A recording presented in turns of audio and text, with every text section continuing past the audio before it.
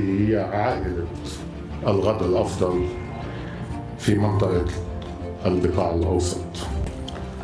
الحضور الكريم كلهم بشخصه وصفته وتمثيله، أهلي وناسي بعائلة الغد الأفضل. اللقاء بيتجدد معكم اليوم وكل يوم على الألفة والمحبة وروح العائلة يلي تعودنا عليها.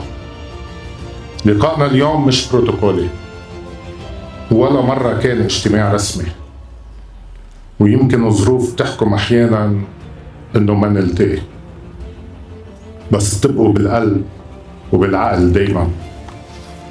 البقاع الأوسط كان دايما امتداد للبقاع الغربي ورشيا. وصلنا مع البقاع الشمالي. البقاع الأوسط يلي البعض بيحاول يصنفوا دائرة انتخابية أو بقعة أصوات. منشوفه نحن خزان للعلماء وللناجحين والمميزين والرجال الثابتة.